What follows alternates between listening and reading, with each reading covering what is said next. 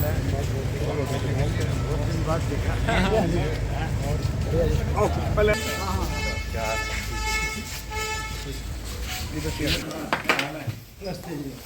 नमस्कार नमस्कार नमस्कार सर नमस्कार सर नमस्कार नमस्कार सर बहुत बढ़िया जी। हेलो अभी कर रहा हूँ, एक बार मैं पढ़ के दे रहा हूँ। मैं हरियाणा की बात कर रहा हूँ, आप राहुल की बात कर रहे हो। मेरा राहुल से क्या ताल्लुक है? गठबंधन अगर मैं उसका हिस्सा तो होता तो मैं उसके बारे में कुछ चर्चा करता आपसे। मैंने बता दिया कि जिन लोगों ने गठबंधन किया है, अगर इन्होंने इस धर्म को नहीं निभाया, ये सारे जेल जाएंगे, कोई नहीं बचेगा। आज मेरी जगाधरी में सभा है, आप आओ, आप सब हम देखोगे कि जगाधरी विधानसभा के अंदर भी बहुत बड़ा बदलाव है। अकेले जगाधरी में नहीं, पूरे प्रदेश में बदलाव है। अब लोग इनको सत्ता से बाहर करना चाहते हैं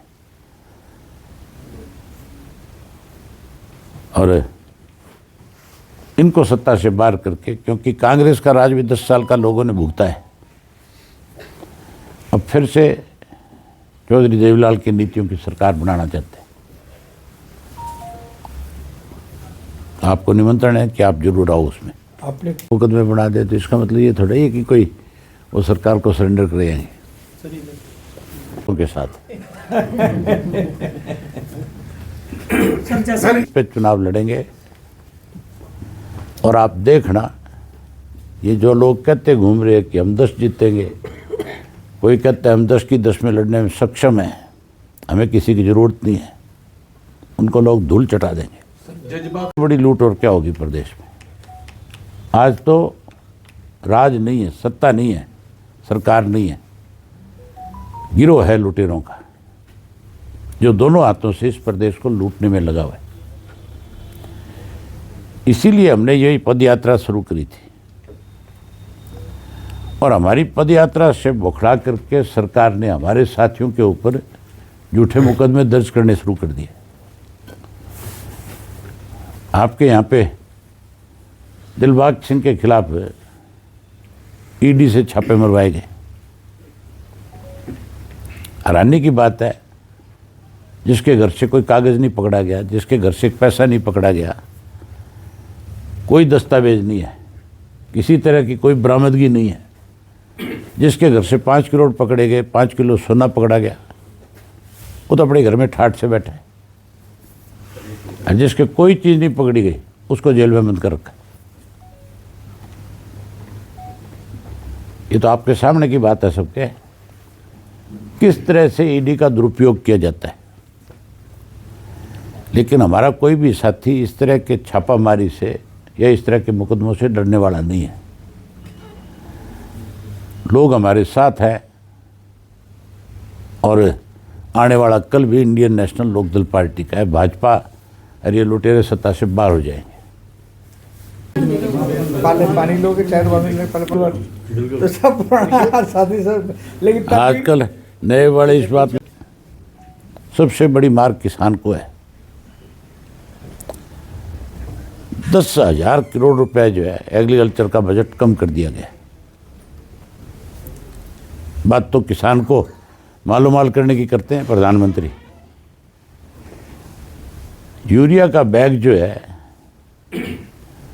उसमें 5 किलो वजन फिर कम कर दिया और उसमें एक सबसे बड़ी दिक्कत और आ गई किसान के सामने। यूरिया के अंदर हमें नाइट्रोजन चाहिए, जिससे फसल यील्ड ज़्यादा होती है। इन्होंने उसकी मात्रा कम कर दी। अब जहाँ 3 बैग यूरिया के किसान को 1 एकड़ में डालने होते थे, अब 3 की जगह 5 डालने पड़ेंगे। किसान के लिए खेती और मुश्किल होती जा रही है। सरकार बनेगी तो हम बाकायदा तौर पे आयोग बनाएंगे और उस आयोग में रिटायर्ड जुडिशरी के लोगों को लेंगे और इनको जुडिशियल को ये जांच सौंप करके इन लोगों के खिलाफ जो इन्होंने पैसा इकट्ठा किया, जो लूट अलग अलग डिपार्टमेंट वाइज इन्होंने करी है, उसकी सारे की जांच कराएंगे। जो भी कोई उसमें दोषी पाएगा उसे बख्शेंगे नहीं, उससे वसूली करेंगे और उस पैसे को प्रदेश के विकास में खर्च करवाएंगे।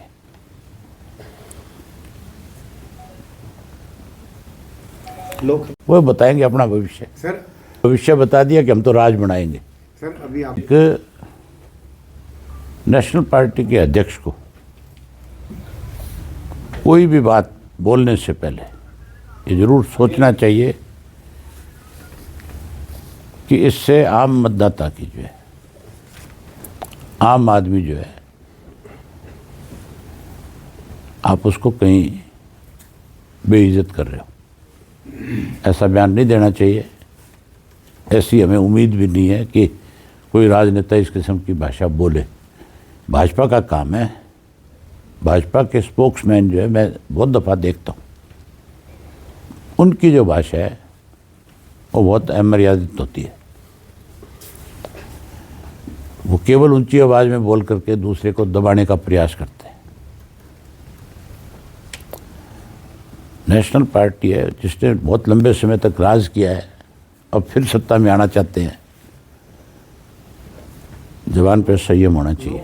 अगर विपक्ष एकजुट नहीं हुआ तो आगे चुनाव नहीं होंगे। विपक्ष एकजुट नहीं हुआ तो जितने भी विपक्ष के नेता हैं सब ईडी के माध्यम से जेल में चले जाएंगे, कोई नहीं बचेगा। आप मुझे बता दो, जो कोई भी सरकार के खिलाफ मुखर होकर के लड़ रहा है उसके खिलाफ ईडी का दुरुपयोग है कि नहीं है? लेकिन सर लगता है जी सोचना पड़ेगा। जेल जाना है या इकट्ठे होकर के इनको सत्ता से बाहर करना है, ये उन्हीं को लेना होगा। कांग्रेस अब किस तरह की यात्रा कर रही है, उनकी अपनी पार्टी का एक एजेंडा है।